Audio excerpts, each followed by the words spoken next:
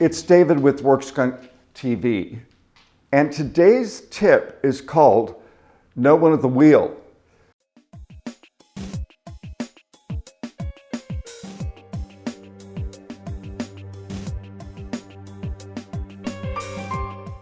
We are about to have another big shock around change, and this one is in the transportation industry. There's a lot of talk with automobile manufacturers of a day relatively soon, I think, maybe don't even hope, that we're going to have driverless cars. But the big stuff that's hitting us right away is that in 1915, Anderson Graduate School at UCLA issued a study on the #1 job for men in this country, and it was truck drivers. At the time, we had 5.2 million drivers. Just a few years later, we had 3.5 million drivers, and at the rate that we're going, it's going to be less than 1 million relatively soon, because we're hitting a tipping point.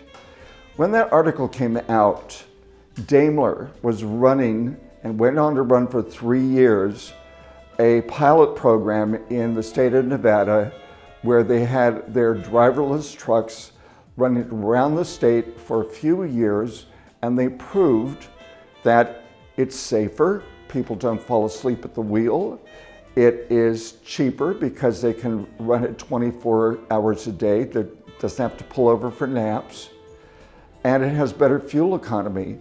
And there was one minor accident that happened, but later they found that the driver of a car had run into the truck.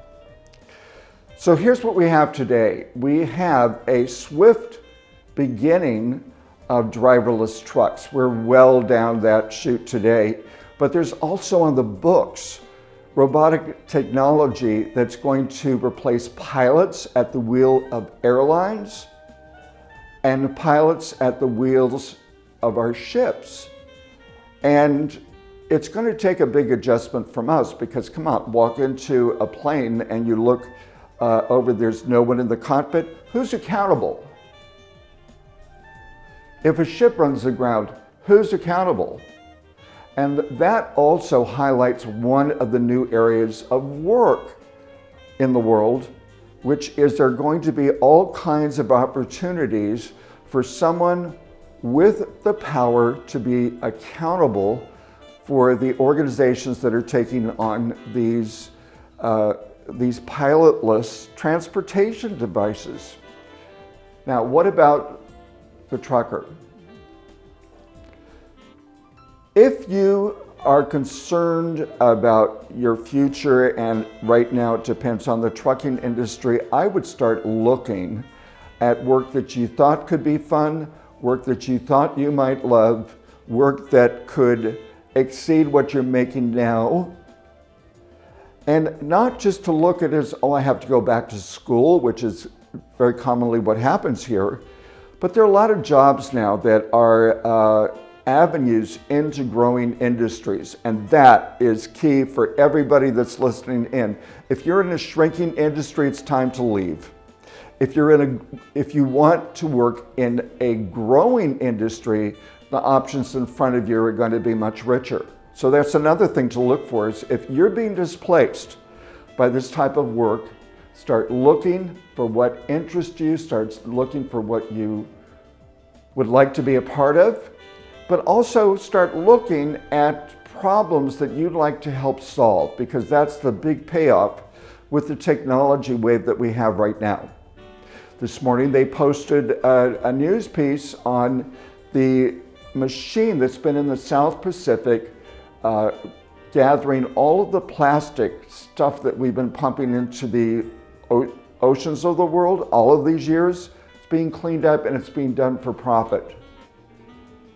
So yes, we have to give up tasks to boring, monotonous, mind-numbing work, but the next level up is that we are now in the position to solve many of the world's problems. And if you have any doubt, go to the equity investment firms on the East Coast and the West Coast and look at what well-educated investors are, where they're putting their money, their time, and their energy, and it's not in the past. This is David at workskunkTV, and to get tips every single day, hit the subscribe button, and we'll be glad to forward news, articles, tips, other things that can help you with your work. And if you want access to a world of solutions without paying 1 cent, go now to workskunk.com and take a membership. I'll see you soon.